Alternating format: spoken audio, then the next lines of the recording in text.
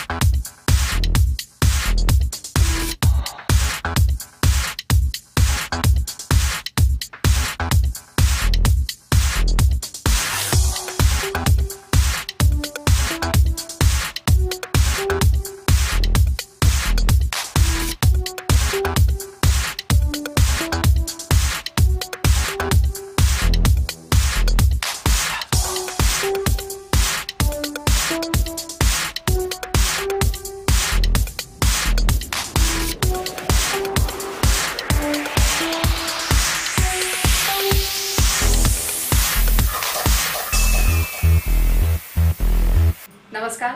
मी Maharashtrian online news मध्ये आपलं स्वागत. बॉलिवूडमध्ये गेल्या 100 वर्षात अमिताभ बच्चन यांच्यासारखा मोठा कलाकार होणार नाही आणि पुढेही होणार नाही अशी माणसं देवाने पाठवलेली असतात. अशा शब्दात महाराष्ट्र नवनिर्माण सेनेचे अध्यक्ष राज ठाकरे यांनी अमिताभ बच्चन यांच्यावर स्तुतिसुमने उधळली. झाले गेले गंगेले मिळाले असं सांगत त्यांनी अमिताभ यांच्याशी 6 वर्षापासून असलेली कटुताही संपवून टाकली. महाराष्ट्र नवनिर्माण कर्मचारी चित्रपट सेनेच्या वर्धापन दिन सोहळ्यात सोमवारी हे दोन दिग्गज एकत्र आले होते. सेनेचा 7वा वर्धापन दिन माटुंगा येथील षण्मुखानंद सभागृहात मोठ्या उत्साहात पार पडला. राजकारण आणि बॉलिवूडमधील 2 अँग्री यंग मॅन एका व्यासपीठावर येण्याचा योग आज घडला. कार्यक्रमात शंकर महादेवन व सुरेश वाडकर यांच्या हिंदी मराठी गाण्यांनी प्रेक्षकांना ठेका धरायला लावला.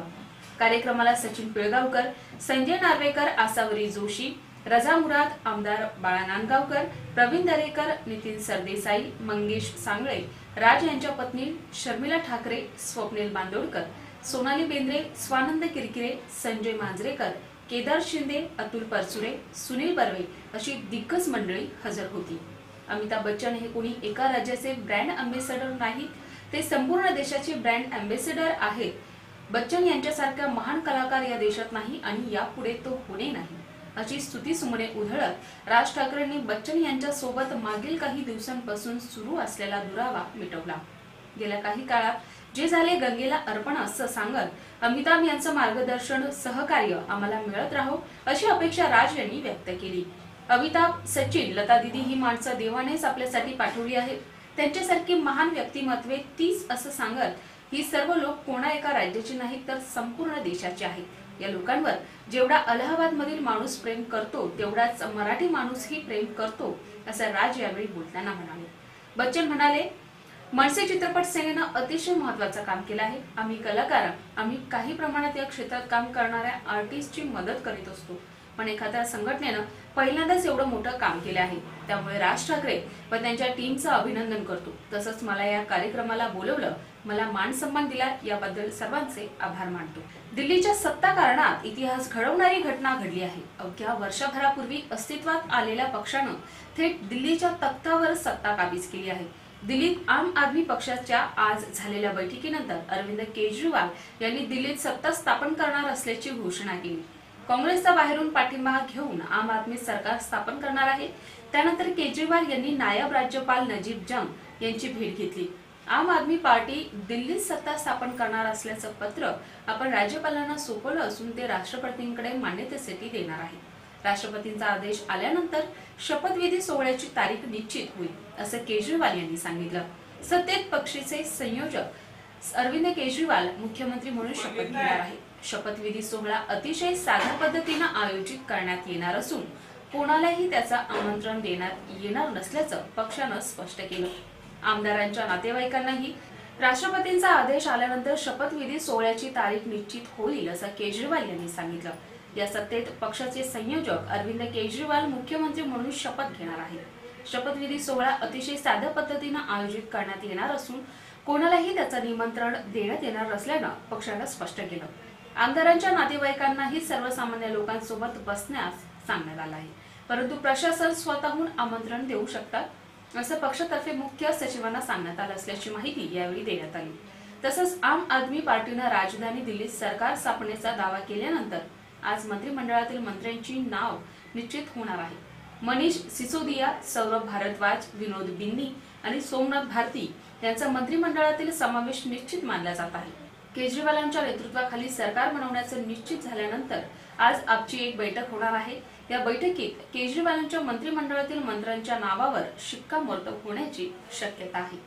महापालिकेच्या परिवहन समिती सभापती पदासाठी सर्व निश्चित झालं असताना आणि त्यासाठी भाजपच्या अजय जोशी यांचं मत निर्णायक मानलं जात असताना निवडणुकीवेळी शिवसेनेचे बंडखोर उमेदवार शैलेश भगत यांच्या बाजूने मत टाकत जोशी यांनी बाजी उलटवली। त्यामुळे तब्बल 22 वर्षांनंतर सत्ताधारी शिवसेनेच्या हातून परिवहन समिती गेली। या पराभवाचं खापर उपमहापौर मिलिंद पाटणकरांच्या माथी मारून संतप्त शिवसेना भाजपच्या नगरसेवक तसंच कार्यकर्त्यांनी त्यांच्या कार्यालयाची तोडफोड करत त्यांना मारहाण करून तब्बल 3 तास कोंडून ठेवलं। राजीनाम्याची मागणी केली। अखेर पाटणकर यांनी आपल्या उपमहापौर पदाचा राजीनामा महापौरांकडे दिला। त्यानंतरही युतीचे कार्यकर्ते त्यांच्या नगरसेवक पदाच्या राजीनाम्यासाठी ठाम होते। पाटणकर राजीनामा देत नसतील तर आपले 7ही नगरसेवक राजीनामा देतील असा पवित्रा भाजपाने घेतला। या नाट्यामुळे महापालिका मुख्यालयाला छावणीचं स्वरूप आलं होतं। परिवहनचा हा पराभव गाफील शिवसेना नेत्यांच्या चांगलाच जिव्हारी आला। संतप्त शिवसेना पदाधिकाऱ्यांसह भाजपच्या नगरसेवकांनी उपमहापौर मिलिंद पाटणकर यांच्या श्रीमुखात लगावली। भाजपाचे गटनेते यांच्या मार्गदर्शनाखाली भाजपच्या 7 नगरसेवकांनी पत्रकार परिषद घेऊन पाटणकर यांनी नगरसेवक पदाचा राजीनामा द्यावा अशी मागणी लावून धरली। मागील 10 वर्षापासून पाटणकर हे पक्षविरोधी कार्यवाया करत असल्याचा आरोप करत नगरसेवक मुकेश मोकाशी यांनी आपल्याला महापौर निवडणुकीत पक्षविरोधी कारवाई करण्यासाठी पाटणकर यांनी 3 कोटींची ऑफर दिली असल्याचा गैरस्फोट केला। सभापती पदाच्या निवडणुकीचा फटका महापालिकेच्या वतीनं राबवलेल्या मुख्यालय दिनाला चांगलाच बसला। परिवहन समिती सभापती निवडणुकीच्या निमित्तानं ठाणे महापालिकेला पोलीस छावणीचं स्वरूप प्राप्त झालं होतं। या इतर घडामोडींचा आढावा पण अल्पशा विश्रांतीनंतर।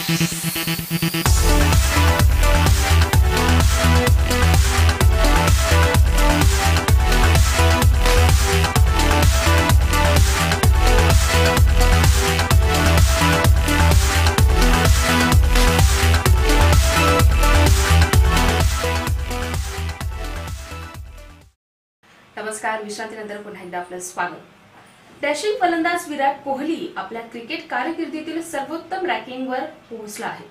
आयसीसी द्वारा जारी करण्यात आलेल्या कसोटी रँकिंगमध्ये विराटनं सर्वोत्तम 11व्या स्थानावर झेप घेतली आहे। जोहान्सबर्गमध्ये दक्षिण आफ्रिकेविरुद्ध पहिल्या कसोटीत विराट कोहलीनं 119 आणि 96 धावांची खेळी केली होती। चेतेश्वर पुजारानंतर भारताचा दुसरा सर्वोत्तम फलंदाज आहे। पुजारानेही जोहान्सबर्गमध्ये शतक ठोकलं होतं, मात्र 36 अंकांची वाढ होऊनही 7व्या क्रमांकावर कायम आहे। दक्षिण आफ्रिकेकडून शतक साजरा करणारा एबी डेव्हिलियर्स अव्वल स्थानावर आहे, तर दुसऱ्या स्थानावर आफ्रिकेचाच हाशिम अमला आहे।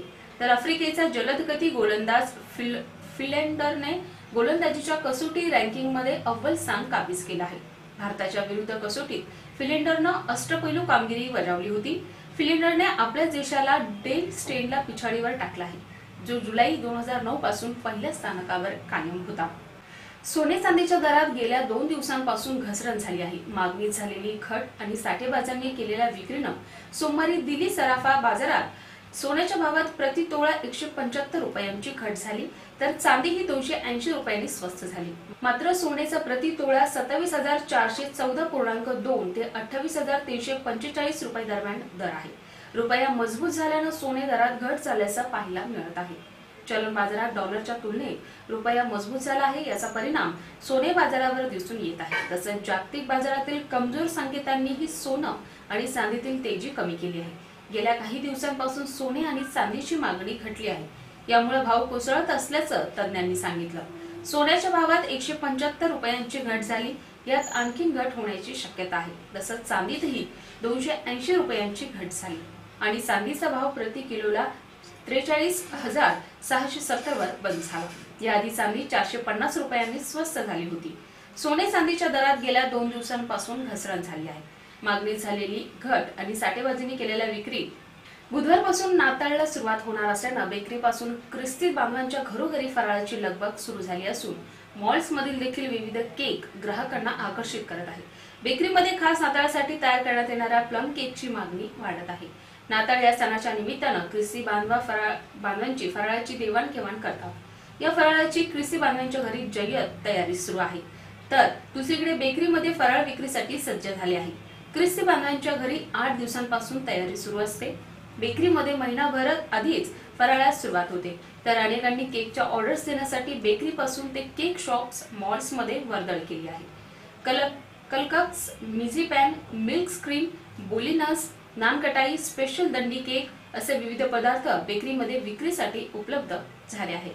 Stuff turkey, stuff duck, stuff chicken, smoked chicken ही मांसाहारी पदार्थ या सणांच्या निमित्तानं बनवली जात असल्याचं बेकरी मालकांनी सांगितलं.